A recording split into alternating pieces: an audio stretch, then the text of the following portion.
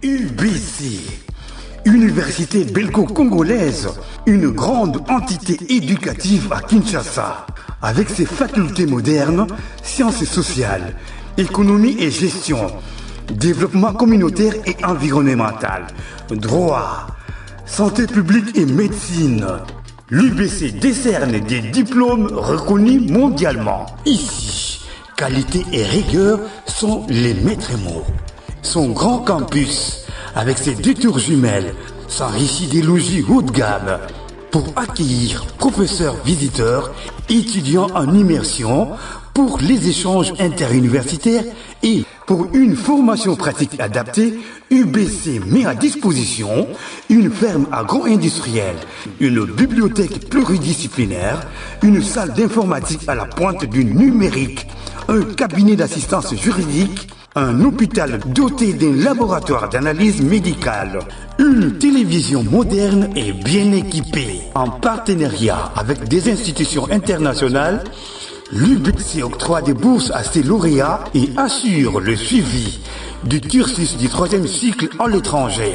Nous sommes sur Louosi, numéro 11 à 13, en face du Carrefour des Jeunes. Téléphone plus 243 816 000 634. UBC, une œuvre signée ambassadeur Mathieu Mobindi. Salibana Europa, Saditoya Mobondo na Tap Tap Sen, sponsor officiel. Mobondo toujours, Mobondo toya lisusu ebele na application Tap Tap Sen na téléphone na yo, po otinda mbongo na Congo, po otinda mbongo partout. Tap Tap Sen. Salibana Europa, Saditoya Mobondo na Tap Tap Sen, sponsor officiel. Mobondo toujours. Mobondo toya lisusu ebele na application Tap Tap Send na téléphone na yo, po otinda mbongo na Congo, po otinda mbongo partout. Tap Tap Send. Kuit bozana idiofa bozana lomela na pesi bino mbote bato bazana lomela na pesi bino mbote bato ya Sankuru bokolanda biso bozana Lusambo mbote na bino bandeko bazana Kinshasa bozana Kimbanseke bozana Changu na Moambara komina Gombe bokolanda biso na Congo Brazzaville mbote na bino bozana aéroport ya Njili na tombeli bino bolandi bolango bao bazana ba service à sécurité mbote pe epai na bino. Alors, on a un 3e invité. Il s'agit de Monsieur Patrick Amouli. Il est directeur général de la société Congo Aviation. Bissonaye, Netoro Solola tout à l'heure, pour un grand projet. C'est une grande vision. Je pense que ceux qui ont autorité va prêter ma toï, va comprendre contour et la démarche naïe, et vous allez important et intéressant pour la République. Mais avant cela, Tigala Sala, moi, 2-3 mises au point, Miké biscuit par rapport à ce qui se passe à Kinshasa, République démocratique du Congo, dans l'ensemble. Les premiers dossiers, tout ça, le dossier à Honorine Poche, la braqueuse, qui est dans la banque, Mundu qui est la piloli, dossier, on a babandi ko sambisa yango, d'abord, na zako féliciter tribunal oba kokatisa likambo wana lolenge baza kosambisa yango elakisi d'abord sérieux eza na musala parce que bato bazalaki akite na bosambi na bango tomonaki ba colonel baza kosambela kokumisa nzambe colonel kaka ye moko te, il y a d'autres personnes également bazalaki akite interroger mais bamoni ke participation na bango na kati ya likambo wana ezalaki te de près ou de loin ba akite bango baoyo batikali na kati ya likambo eza peza bato baza na baindice ya makasi na kati ya likambo nde justice militaire aza kobomba aza kosambisa likambo wana. Ministère public auti kosenga 20 ans ya prison pona Honorine. Au-delà ya ba biloko ya Honorine biloba loba na ye wa lobaki la dernière fois parce qu'on a senti pourquoi on a bengi yango biloba loba po ba contradiction ezali. C'est-à-dire azo changer ba version au fur et à mesure tozoke. Pour la petite histoire, tant ya utagi poto alobika utagi poto parce que en partie à poto kuna azaki na banyongo belé abandé ko comprendre te fallait azongawa akotaki na groupe moko soki na ba marocain je me rappelle plus mais likambango yango de memaki na Kinshasa azaki na banyongo ba $20,000 mais afuta billet avant dans un hôtel. Voilà ma version na ya liboso soki akende ko poser ba acte c'était dû à ça. Mais elle a encore évolué. Elle a changé version mususu. Version mususu yaki ote. Ngai na yaki nazaki na besoin mbongo intention na ngezaki banque te na kindaki na fondation Mama Denise Nyakero. Kuna ba pesinga eloko te batikala pe ko yamba te. Finalement nazaki na besoin mbongo pour la pression na ko obligé okende. Après ça qui peut version ya bana na ye. Atiki bana banyongo zali bana efubali ya makambo bele. Abosani kaza na mboka oyo bundela futa bana pe bazwa bana en charge. Quatrième version comme makambo diamba. Amelaka diamba ba prescrire pour na ye amelaka 7 boules le jour. Ba boulot ya minene wana soko melango 7 na jour yango wana agissa na état moko second toyokaki rapport ya médecin alobi qu'effectivement mwana mwasi wana aza na problème un peu mental donc c'est a commis aliéné incapable de répondre à ses obligations mais malgré ça ministère public a bétié 20 ans a kosenga 20 ans tokotala ndenge nini tribunal akokata par rapport ya 20 ans soki ekosuka ndenge nini akosamba akokende alobaki maloba suka alobaki maloba suka na kolinga d'abord boyoka avant na bete mbodi moko mais boyoka ye moko ndenge alobi ye moko honorine poche ba honorine poche ya politique bazali ba honorine na entreprise publique ya l'état bazali ba honorine poche même na bolingo pe bazali bola na maloba na ye moko suka tozonga na conclure na dossier avant de continuer tout à l'heure yo etumbu ya perpétuité bombo na mobimba na boloko des ministères publics à Sengelio. L'Obayasuka Ezali. Oui, Ezali, Monsieur le Président. Merci d'abord pour la parole. Nabando de la moment oyo pona bimsa oyo zakata mutema na ngai. D'abord na osinga na peuple congolais nyoso oyo na betisa libaku balimbisa ngai. Pe na bandeko na ngai mibali oyo bakangama depuis jour nga pe na kangama baleki na bacondition mabe ya kosta ngai bino pe bolimbisa ngai oyo ekomeli ngai eza marque ya négligence na nga moko ya onéglige bathérapie na nga na Allemagne pe basoin médical na ngai nasala makambo mosusu nga mo na mitunaka pourkua nasali yango nayeba te pourkua naosala yango naosenga na votre tribunal elibere ngai mpo nalandela basoin médical na ngai mpe bazwa nyonso oyo baavoka na nga balobi na considération. Je vous remercie. Honorine ye wana elle était un peu arrogante au début. Tant que banaga monaga on le voit dire c'est qui Azar résidente en Allemagne et bakoti kaye a 5000 l'état va foutre 900 000 dollars. Des ba commentaires bozalaki na ngwa. Ngala bisaki bino ke Honorine azamu ta confiance te. Moi ça zo mérité souci à batute. Parce que ceux qui passent il faut tinda mutu na banque. C'est que ba congolais nyonso ba na banque la majorité. À part ba kondi, à part ba mandataire, à part bato ba iba. Mais na biso que majorité à peuple na biso azana musala te. Majorité à peuple na biso tali toya chômage. Otali na elieli ya batu na jour. Okomona que tozo vivre te. Tozo vivre. Askari sazo bika bien koleka batu na Congo. La situation est très très difficile. Okobika na combien? Soko tali moto alia par jour okobika na combien? Obika na $1, obika na $10, ozo yango wapi?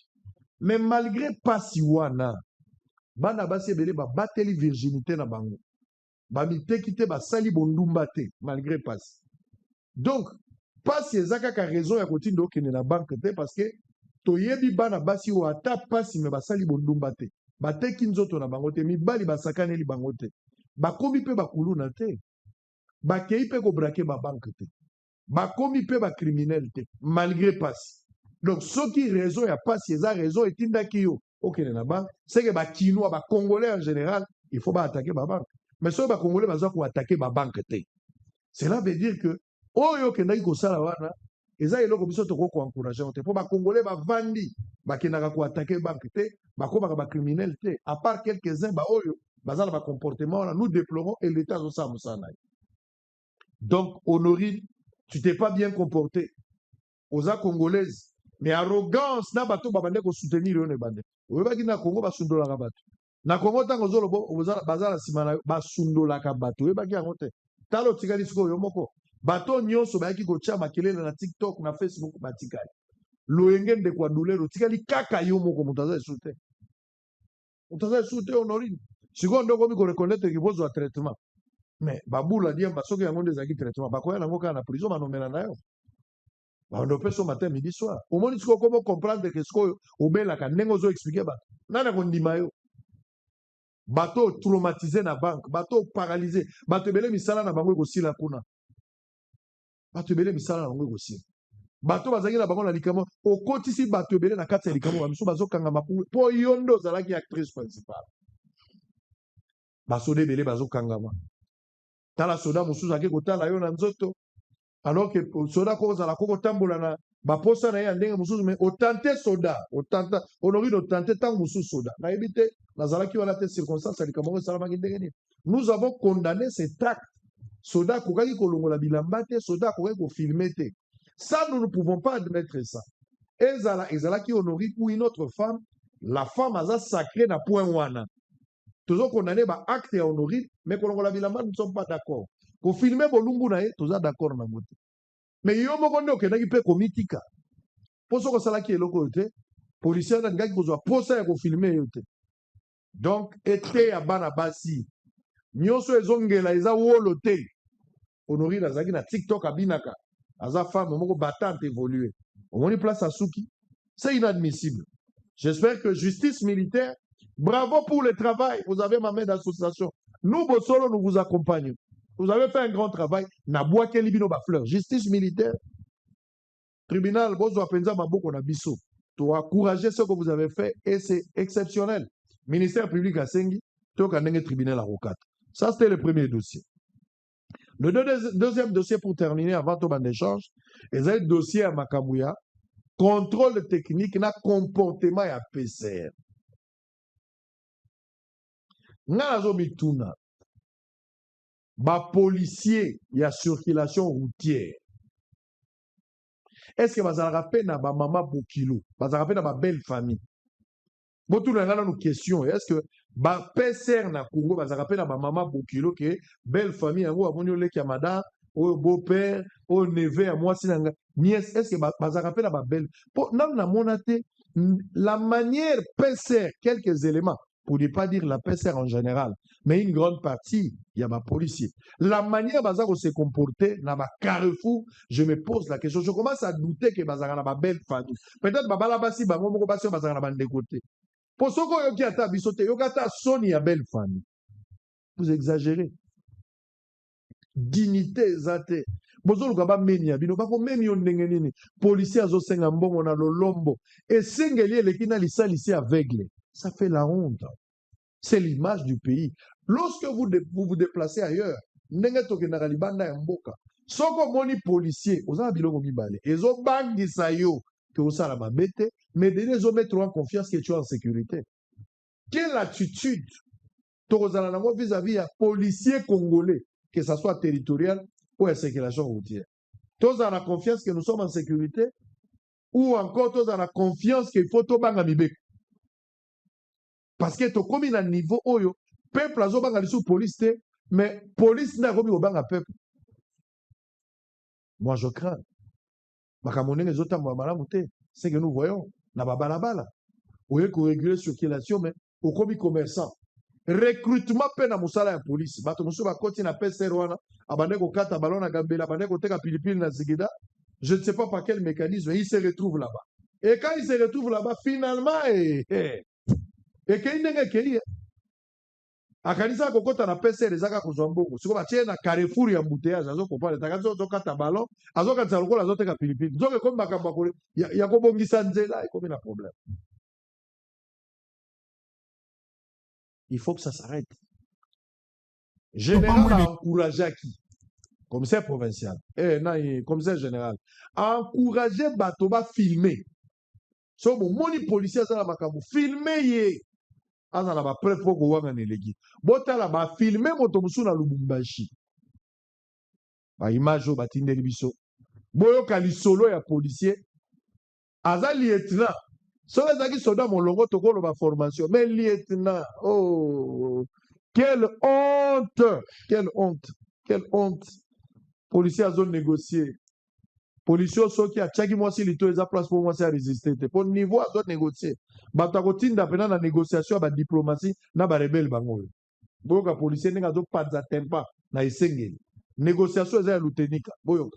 Comme ça qu'on a bien dit que aya abaxelanga mbongo. C'est que yo nozo kende rapide na bureau. Tes documents ezali yango nazo mema. Ya na bi azo payer les impôts de l'état monsieur. Ya on a le bi ba impôt ezali ya on a le bi hein. Voilà souple tozana yo awa na. Kasi ya na so comme na bureau comme na ba fourrière na kati comme il a eu. Ya on a zoloba hein. Olio memanga kuna bazo memela ngai ba document na ba ona mbongo na na.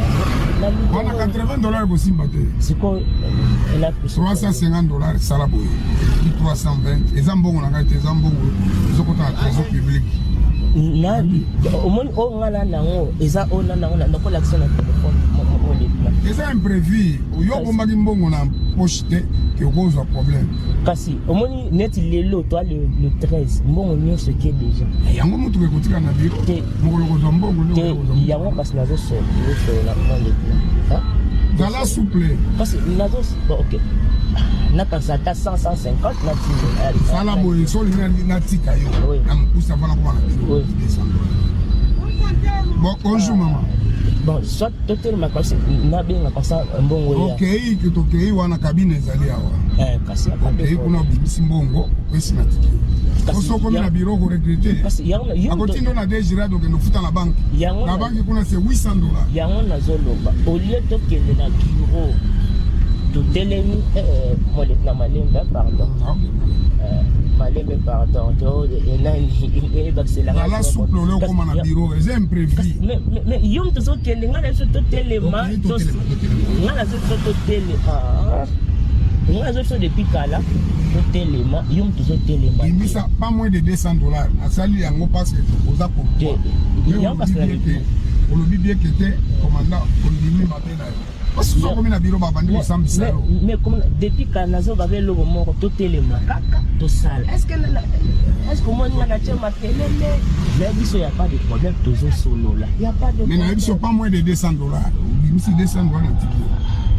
So comme na bureau za milai. Bureau anga ya ngoza wa sika mutu ko zo. Ah.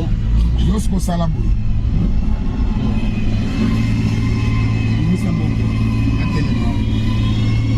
Ça va tellement parce que mais na biso so na commission bureau na nga yango la zoloba oko makala bureau te mais tu kani bien te konzomani yom de courtois te. Donc mesdames et messieurs fidèles téléspectateurs, lieutenant officier il y a police azo négocier le quoi tout ça na uteni ka Mobutu na Joseph Kabila na Laurent Désiré Kabila to azo négocier na rebelle ozo senga mutu azala souple banga nezo bazana na ngasi ka solo la zala souple olobi nini salambango il faut à la coopérative pas la même mode opératoire. Quelle honte le rôle la pollution to la est-ce qu'à la belle famille est-ce qu'à la mwasi na bana ba okende pe classe ba moni tata na bango na bo solo azo sala lolombo. C'est quoi cette histoire ici? Bozana image ya mboka. Bozana image ya mboka. Bozana image ya nation. Bozana image ya république. C'est quel comportement comme ça? C'est quel comportement? Yango bomolaki lobby même na boulevard. Balancer opération. Balancer opération. Pour la contrôle. Lobby est très difficile parce que lobby salamaki na amateurisme même machine oyo bako checker ezalaki te bako contrôler permis de conduire na maboko lokola avec la zo vérifier mboko bapesi ndenge avec la kangaka simbi bozo beza 500 000 francs ndenge policier abandaki lobby ko vérifier permis de conduire mais le travail est salamaki ezala ba côté lokola nga nazalaki je ne peux que témoigner et jeter des fleurs, je ne cesse de le répéter. Les colonels qui étaient là, le major au Bazalaki, ils ont fait du bon boulot. D'abord, on approche la proximité, ils discutaient, bazo sololana bateau, bazo sensibiliser en même temps. Et nous, on a participé dans cette sensibilisation. Tozo mon abiso moko ndenge ni major a expliqué, colonel a expliqué, et biso tozo ya en dernière partie pour interroger, se rassurer réellement ceux qui va senga qui bango bongote. Et c'est major de grâce. Policier à la bozo mon a ko senga mbongo. Ceux qui vigilance n'angaïté. Précieux, sakana na nzoto moli moba yokate. Bimisa na mo eloko. Les gars permis. Permis contrôle technique botigi. Non, non, c'est ça, mais tout ça que c'est facile. Les lois ça pour la permis. Très bien. Alexis permis? Oui. Ndekolo na permis non? Hein? Oh, Alexis c'était? Commandant major. Policier na Alexis Moutoua bi permis exact. Comment bien on va négocier? Mais hier, policier comment Alexis Moutoua? Alexis a permis de filmer. Papa. Alex a permis? Personne n'a permis là. Alex a permis? Non. Bon, bandit cop na moi. Non, il y a un policier pour la moussala. Bandit cop na moi. Regarde un cas flagrant. Policier n'est pas contrôlé, mais Alex est permis. Mais policier a cause cop et bandit na moi. Mais finalement, quand flagrant c'est un gros. Policier n'est pas filmé taxi jaune. Ma PC est permis. À négocier avec Alex Moutoua.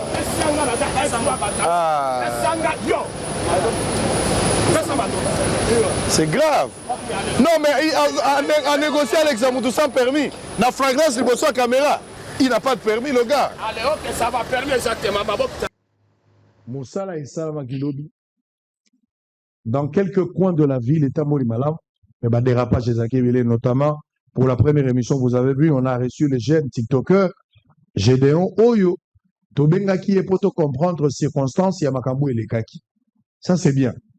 Mais pour terminer, embouteillage des Alaki Makasi, Makambo Zalaki Penza Malam Mingite. Aujourd'hui, j'ai vu quand même, Bameki Kobongisa. Pour Nanini, tant Nazo Bakobongisa Zali, et l'eau, quand il moni, le loba na ba machine, pour na checker, permis de conduire. Donc, l'élo, Bazar aussi m'a permis de conduire dans ma bogoté, le avec la zone vérifier 1000 francs. Mais les loba quand même dans ma machine, même ngai moko nazalaki checker na point avenue na ngai. Na lingena kota ba telemisi ngai, sango pesa biso permis na on a pesi permis ba checker zaki normal. Ba et permettre bango bakanga onyo soane za ba permis à lokuta, ba permis à lokuta bakangi ezawa. Ba la kisi pe permis à lokuta na ya solo. Tchala no volume d'été, tchala no volume to kana explication bango ba. Automatiquement, les feux permis, on nous a demandé, la hiérarchie nous a demandé de retirer en circulation. On ne peut pas laisser ça sur le détenteur. On l'amène, il va nous montrer les réseaux là où il sait pour voyer le permis. Vous voyez le vrai permis? Tu vois le vrai permis, ça commence à lire. Jusqu'à montrer le propriétaire du permis. Parce que les minutages là. Non, c'est la machine qui fait ça. Ça fait la lecture. C'est la machine. Ah, okay. C'est comme au téléphone. Les vrais permis. Ouais, il est là. C'est le major, hein? Ouais. Il a pris les vrais permis.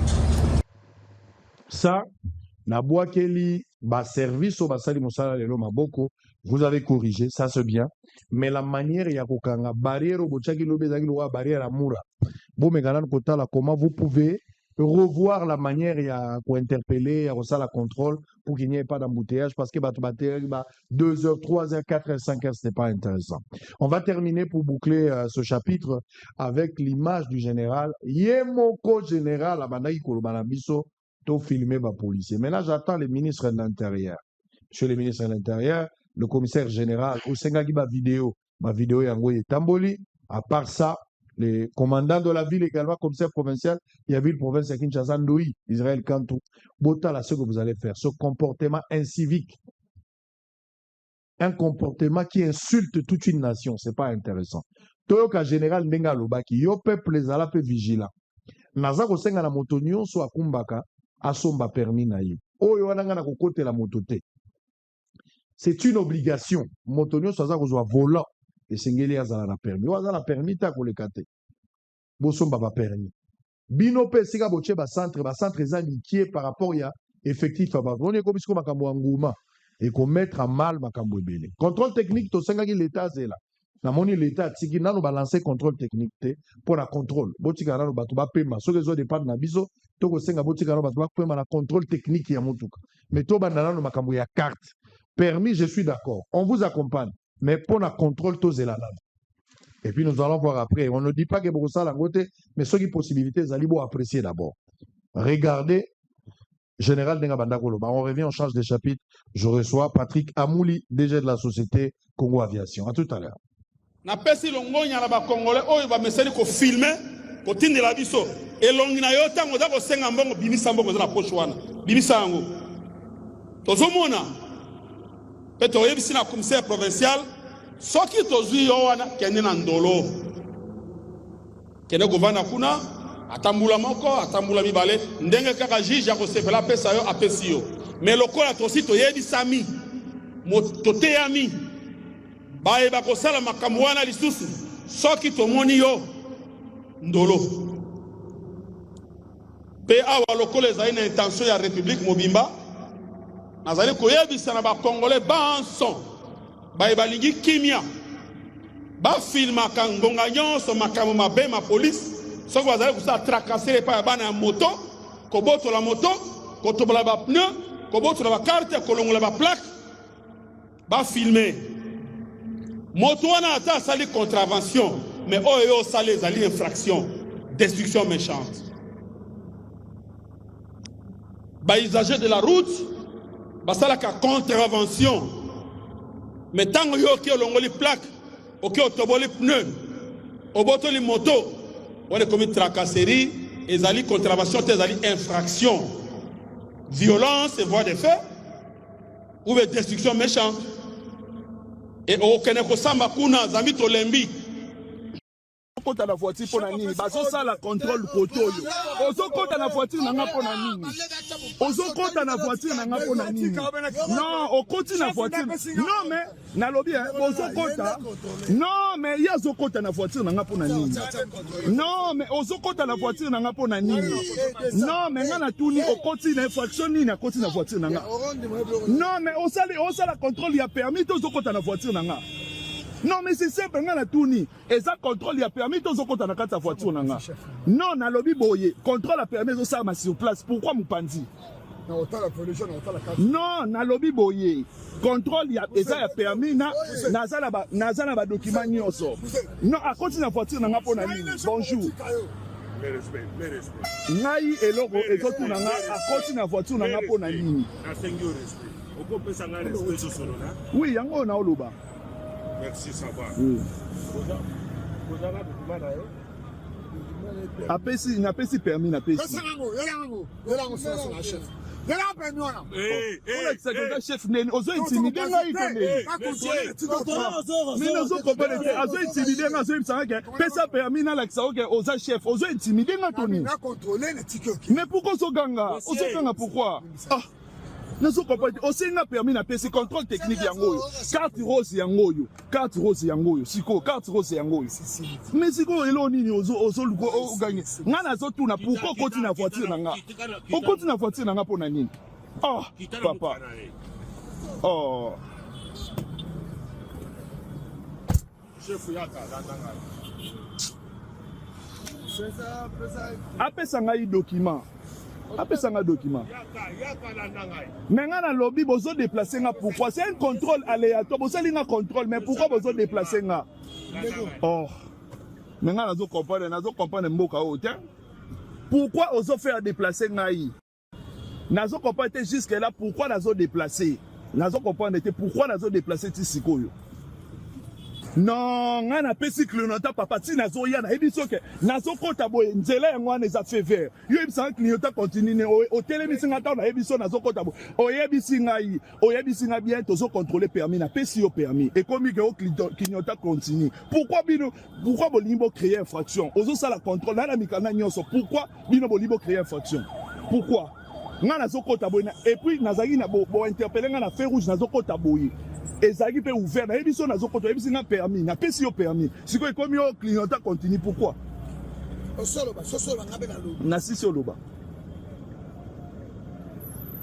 mais interpeller avant pendant et après code de la route est universel. Même ceux de l'État, à cause de la code de la route. Ça sert au tel que nous non, mais naboïté, na télémakité. Non, mais tant aux autres, c'est comme si na télémité. Oh, l'oba, c'est pas pas d'azoyo kayo. On a interpellé. La bande d'obligation. La bande d'obligation. Quand on a interpellé, ça sert à faire un document de bord. Quand un document, on a la première mise en circulation pendant, avant et après. On a la première mise en circulation de Awa. Et ça 2020, 24.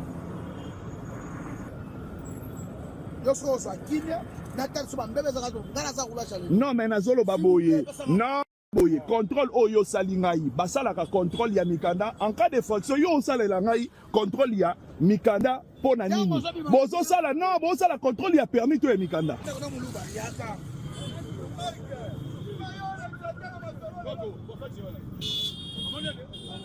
Na pesi nga da document nga kota suna voiture pona nini. Document yango.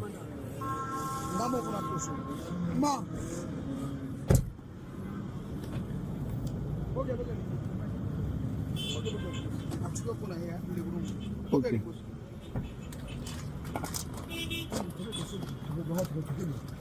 Non, côté la boue, parce que rendez-vous dans un rendez-vous mon urgent s'il vous plaît. Nazo qui est boye, non qui n'a fait safe place bachara empreinte. Alors rendez-vous ya visa.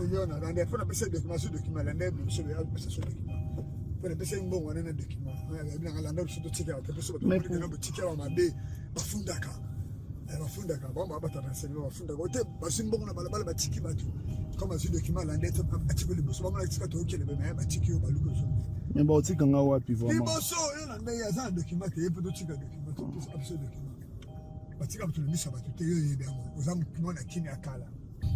Donc il est wapi. Mais on est le bien roti quand est-ce qu'on est wapi.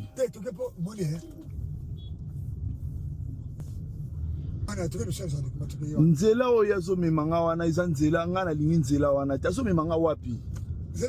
Ah. Azo memanga finalement wapi nazo yeba kenga naza na rendez-vous boye na ville. Non, bali ko soni film ko. Ah. Ato communication na ville zalani. Ko cha. Bali ko soni deuxième boulevard. Na vile apano stress, muna ukomandeni.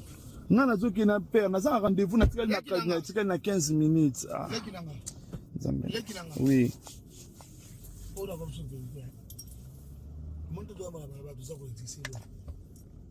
Pigeon. Bossa il a vraiment tout ça rapidement naza na rendez-vous na 13h. $815 ya nini? Naza ba document nyonso nazo comprendre etelo nini. Ah. Non mais contrôle technique eza nyonso code hier oyo. Atala.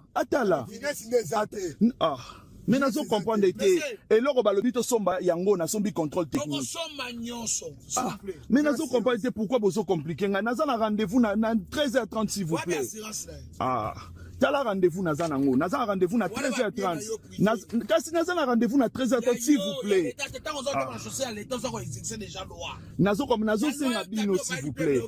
Nazo senga bino, naza na rendez-vous na 13h30 s'il vous plaît. Si on a raté rendez-vous eza mabe makasi pour nanga. Naza na rendez-vous. Ah, $615 sur la carte. $615. Naza mbongo musuti na na oyo na mbongo musuti na mbongo musuti. Oyebi na mbongo musuti. Oyebani petit na ngama toyebene ko mais kota na kati. Yango simabe. Kota na kati. 22 ko 30 mo. Naza na mbongo musuti. Très bien. Allez, merci beaucoup. On va prendre Patrick Amouli. Allez, Amouli, bonjour et bienvenue. Bonjour, Sango. Ah oui. Merci vraiment ndenge opesi opportunité ya ko yambanga na plateau ya Bosolo. Namoni vraiment que changement eza makasi et que musala na biso ezokende ka liboso. Merci. Nalingi na pesa mbote na ensemble ya ba Congolais nyonso o bazolanda biso. Nalingi na rendre hommage particulier na numéro 1 ya mboka na biso pour son excellence monsieur le président Félix Antoine Tshisekedi Tshilombo na ba décideur nyonso oyo bazo entouré mpona kasi oyo kozongisa grandeur mpe dignité ya mboka na biso et mpona yango j'espère vraiment que oyo tokosola awa ekokomela bakongolais nyonso mpe ekozala échange moko fructueux. Merci. Très bien. Merci beaucoup, monsieur le directeur général. Il y a Société Congo Aviation. Voilà. Ozali kaka directeur général, il y a Congo Aviation. To ozali pe ingénieur, il y a Moussala Wana, to pe ozali pilote. Merci beaucoup pour la question. Ngai naza d'abord citoyen congolais, d'origine congolaise, RDC Awa. Et puis naza directeur général de la Société Congo Aviation. Oeza société privée, cabinet, il y a expert en matière aéronautique, matière non suétali aviation. Et puis par rapport à cursus nanga moko, naza master ingénieur en aéronautique, naza spécialisé dans système ya contrôle ya espace aérien, na navigation aérienne. Oyekoli yango na sasa na mikili ya poto. Nasali cursus nanga nyonso na université nationale ya aviation ya Ukraine oyo eza basé na Kiev babengaka yango NAU et na ingi na profiter na occasion oyo mpona rendre hommage na alma mater na ngai na bandeko nyonso ba ukrainien oyo basé subir guerre na minute oyo.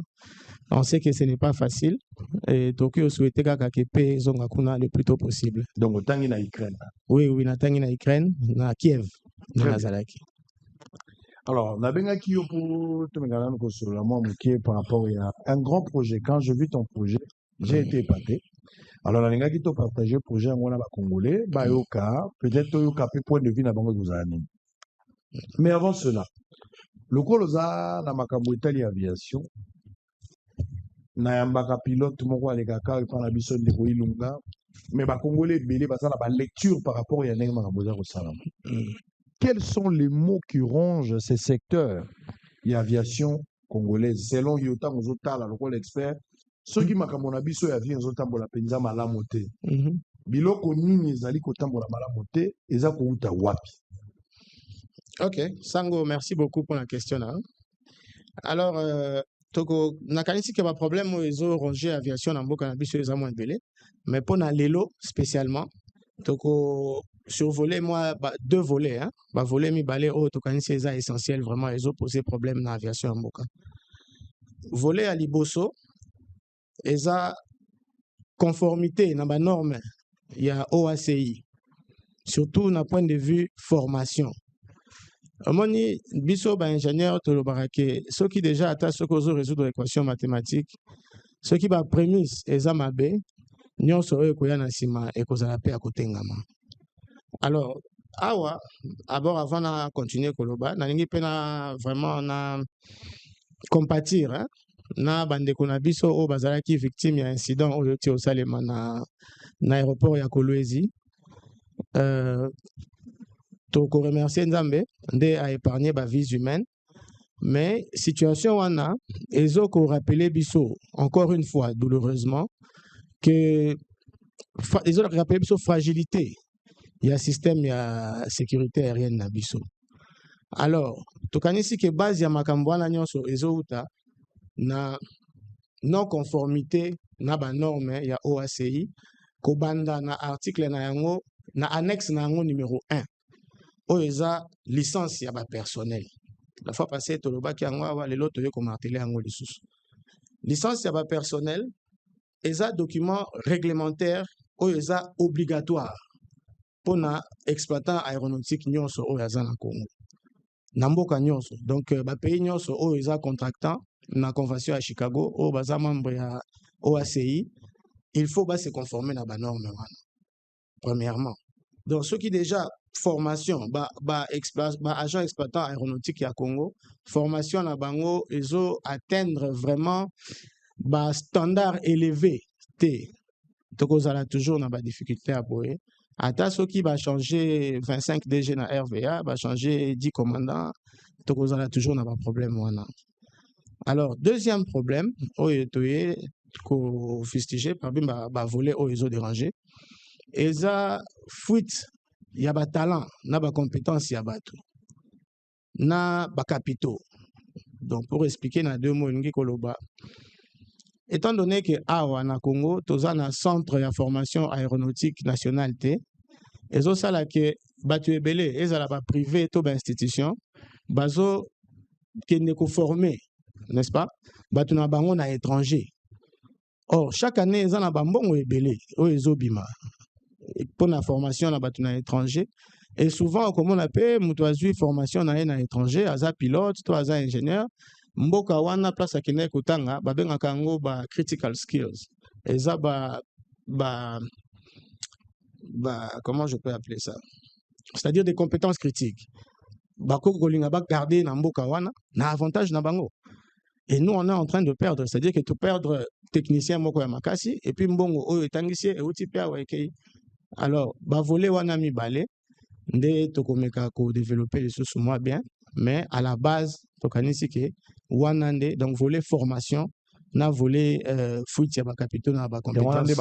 Yango nde tokanisi ke ba vrai problème oyo faut traiter nanu pour to banda kotala siko. Alors comment traiter ce problème? Merci beaucoup. Comment traiter ces problèmes? Biso na kati ya Congo Aviation Solutions and Consulting, oyo eza cabinet na biso ya expert na aéronautique civile, to concevoir d'abord tovandaki tozo constater pe makambo nyonso ezoleka na awa, to se rendre compte que pona biso ekoki kozala irresponsabilité, c'est-à-dire en tant qu'expert na matière ya aéronautique toko kovanda boete totala makambo nde ezoleka na sans que to apporter expertise na biso. Yango to vandaki to concevoir plan d'affaires moko oyo eza pe projet oyo ya intérêt public ya intérêt national oyo ekoya na ba solution moi ebele pona ko répondre à résoudre ba problème moto za na yango. OK, alors to proposer mise en place ya académie nationale, il y a formation aéronautique. Je vais m'expliquer. Académie wana, d'abord ils ont luxe et puis ils ont payé mbala liboso te, et ça les mana mokili. Mboka nyonso oyo alingi azala na aviation sérieuse, n'est-ce pas? Oyo alingi vraiment que espace aérien na ye ezala considéré lokola espace oyo eza sécuritaire, n'est-ce pas? Parce que ça en va aussi de la souveraineté nationale. Il faut se doter yé moko na ba capacité na yé, y a formation, y a ba acteur, n'est-ce pas? Oyo bazoko faire fonctionner secteur vital. Oyo za lokola aviation. Omoni. Alors, te proposer mise en place ya centre Oyo pona koya en appui même na autorité aviation civile na RVAP. Pourquoi? Parce que omoni tous un problème de certification. Il y a des agents. Omoni par exemple eloko et salemi crash et salemi na incident et salemi na Kolwezi. Tous un la département moko na sécurité aviation civile, n'est-ce pas?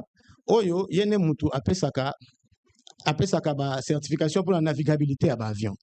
Baza na ba inspecteur na bango kuna o bakoloba mbo avion na yo sango to vérifier yango to moni ke to signer papier yo ekoki kokende. OK? Mais sikoyo ba élément wana ba agent wana bango ba certification wapi? Parce que yo moko pour certifier avion et mata yo moko d'abord il faut la certifier. Or sikoyo awa ya bango ba joli yango wapi? Pe baza combien? C'est ça la question au doye ko répondre na yango. C'est-à-dire que to sengi na l'État a tient en place structure wana pour azala en mesure pour permettre à ta autorité aviation civile payer moko l'État azala capable, n'est-ce pas? Il y a qu'au certifier que effectivement tous les personnels exploitants au baza formé awa nakati ya centre wana baza ko rencontrer ba normes strictes. Il y a formation aéronautique, il y a OACI, n'est-ce pas? Et que bazo bimanakati à centre wana na biloko nyonso matière nyonso na mutu na sens ya responsabilité surtout wana. Alors, étant donné que les projets à souveraineté et que biso en tant que paysager, n'est-ce pas? Les retombées positives na makambo wana ekozalani. retombées positives, et ça d'abord qu'on regagner confiance publique. Au moins, en tant que institution à l'État, passager comme vous, par exemple, et toute votre famille, il faut vous avoir la confiance. C'est-à-dire qu'au matin, vous avez la confiance. Vous avez pilote, vous avez pilote, vous avez contrôleur à trafic aérien, vous avez assuré maintenance. Il y a avion, tout le monde a compétence na bango et certifié par la licence. Ils ont rempli les normes internationales. C'est ça, premièrement. Deuxièmement, ils ont autonomie de décision. Au moins, ndeti ba inspecteur et autorité aviation civile. OK? Mais sous tellement par manque de certification, baza obligé de recourir à l'expertise étrangère. Par exemple, ceux qui auditent les OYA, tellement que biso parce que tout ça, sous basement certification est athée. Ata ce qu'on peut si rapport, autant le rapport non, lobby, mais rapport oyo, muto asignant est-ce qu'on a une compétence na certifié na mukandani. Au moins, tu as la réponse. Alors, ceux qui tient en place centre wana a na Congo et qu'on permettre même à assez autorité les bateaux bazona na biso qui va comprendre. Pour na pallier la problème yo so tozana à long terme. Tu amènes un projet. Un projet. C'est les projets que tu expliques. Voilà. Projet en Wezali, centre. Académie nationale. Académie nationale aéronautique. Il y a formation aéronautique. Aéronautique. Voilà. C'est-à-dire que l'État a créé institution à formation aéronautique. Si on a expliqué mon fonctionnement, ok, ou bien base, il y a fonctionnement, il y a centre wana. Tu proposes dans l'État. Na évité na pesa qui moi brochure mon quoi ceux qui ko diffusant en attendant net aux zoloba. Alors te proposer dans l'État a créé a tient en place organisme à formation aéronautique wana oyo ekozala na 4 volets à formation. OK? 4 volets à formation, ça veut dire premier volet tozana volet il y a formation à pilote de ligne. Pilote au avion na territoire national ou international. C'est-à-dire ceux qui ont la capacité à formation à pilote même tout exemple tout le tu as ICCN par exemple bazan a besoin de former éco-garde na bango pour banda ko kengela espace protégé na bango ba que nous former bango libandate ceux qui centre académie ceux qui existaient déjà ba ko na bango mbala moko na académie wana et tous capable de former bango localement awa. Dans le deuxième volet, il y a formation, il y a pilote, il y a voilure tournante. Il y a hélicoptère. Pour la formation hélicoptère, même chose. C'est-à-dire que pour la humanitaire, par exemple, pour le déplacement VIP, nous avons besoin d'un hélicoptère. Par exemple, la place nous enclavé. Moyen avion et espace, il y a atterrissage avion, il y a hélicoptère qui peut se poser. Et pour la yango, tout ça, ceux qui tient en place académie Oyo, tout ça, la lisusu, n'a besoin, il y a aucun déco, foutambon au libandate. Quatrième volet, Oeza essentiel. Et ça, na katia académie wana, te proposer formation. Il y a agent au sol, ça veut dire formation, il y a ATC, contrôleur à trafic aérien. Dans la formation, il y a LMA, c'est-à-dire que il y a agent à maintenance aéronautique. Peut pas la former dans le centre. Alors, volet à Souka, il y a 4e volet, il y a quand même innovation. Donc, ici, par rapport, conformément, il y a annexe 12, il y a OACI. Ils ont obligé Bamboka Nyonso, ils ont un service de recherche et de sauvetage. RDC, République démocratique du Congo, il faut tous la capacité de recherche et de sauvetage. Puis il y a coordonner secours rapide. Parce que moi, il y a un moment, il y a accident, il y a un moment, il y a secours. Il y a le moment, l'heure d'or, neto bengaka. Boki kozwa likama awa, rapidité na biso, na coordination na biso à secours, et qui kobi qui ça va vie, et belé. Et puis, il faut permettre d'anticiper la situation. Donc, en gros, voici l'image. Il y a Académie nationale à formation aéronautique et il y a 4 volets au Yango et comporté. Donc, voilà, en gros, c'est un peu ça. Très bien. Donc, si l'État a une solution au Yozo Memalelo, ça change les choses. Oui. Alors, l'État, vous savez, l'État, il s'engage son moyen. Au niveau de l'État projet, qu'est-ce qui se passe? Approche dans les Alani. Bon, Tozo senga awa na s'adresser vraiment na ba décideur nyonso pe na mokolo na mokonzi ya mboka. Tozo senga mise en place. OK? Tozo senga mise en place ya structure moko interministérielle. Oyo ekozala présidé par Yemoko, soit chef du gouvernement, soit mokonzi ya mboka. Ba koka kozwa projet na biso auto proposé. Ba tanga yango et tomeka ko ça débat un projet wana et total ni rapidement toki ko réfléchir ensemble pour to ko matérialiser projet wana pour ça projet intérêt national. Et ça projet oyo centre wana e ko kangaka te. C'est un centre qui va rester là aussi longtemps que l'espace aérien congolais sera ouvert. C'est un centre qui va créer l'emploi.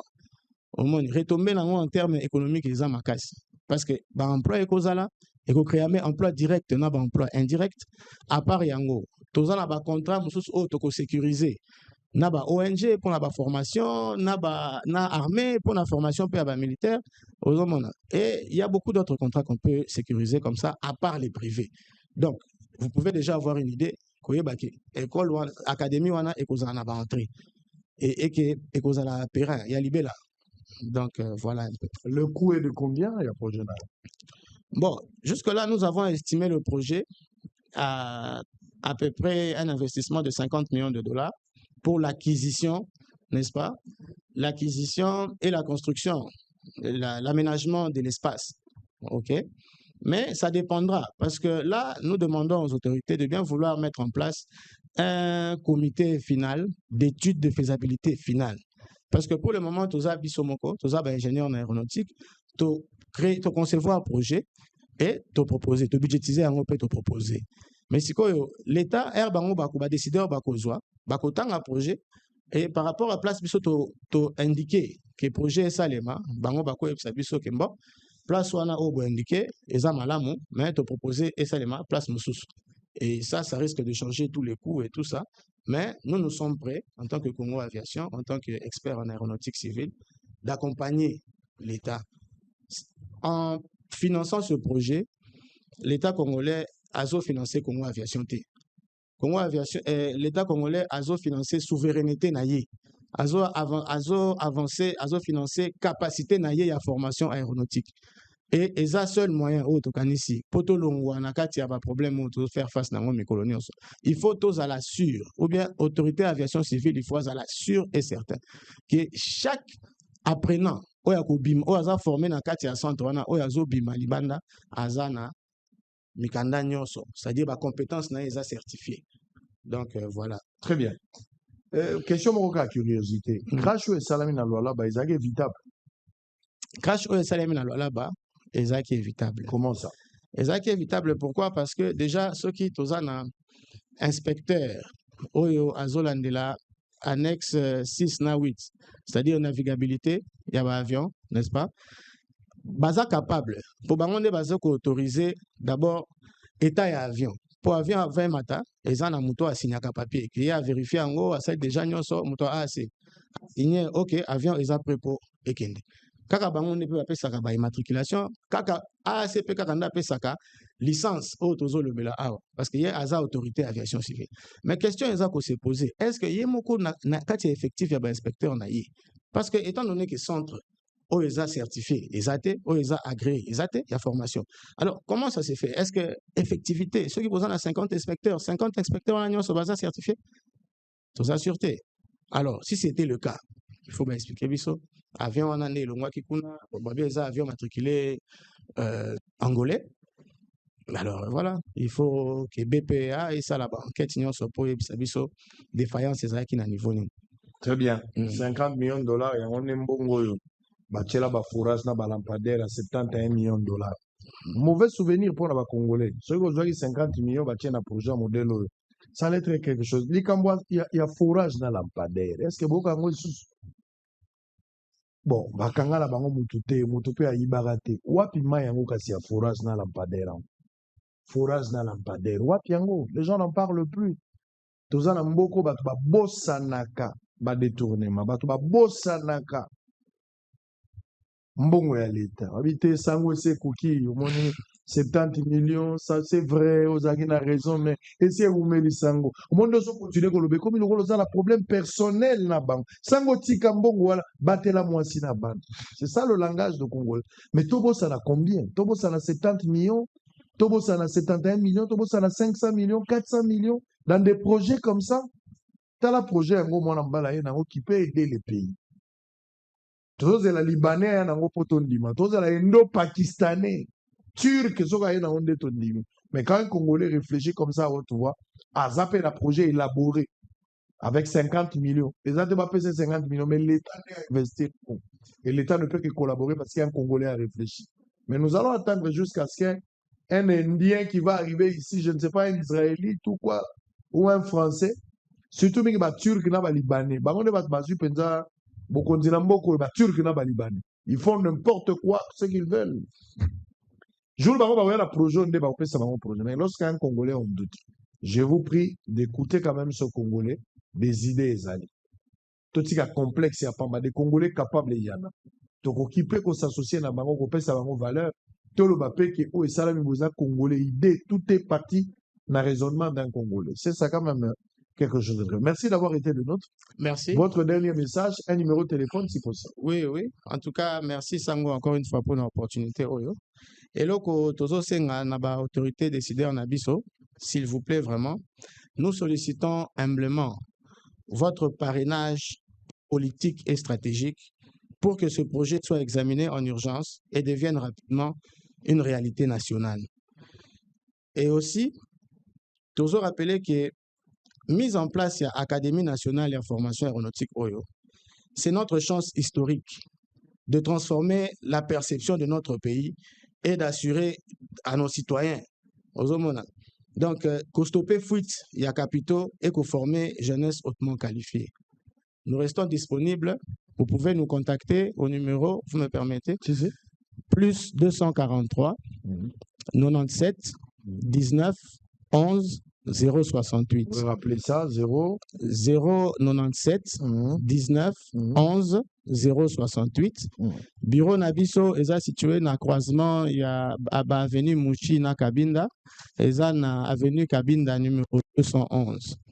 Voilà. Il y a un Congolais qui envoie un message. Je ne sais pas si tu pourras répondre à cette question, la toute dernière. Oui. Est-ce que avec ce projet, l'aviation congolaise ou certains de nos aéroports seraient certifiés comme les aéroports internationaux par la ASI?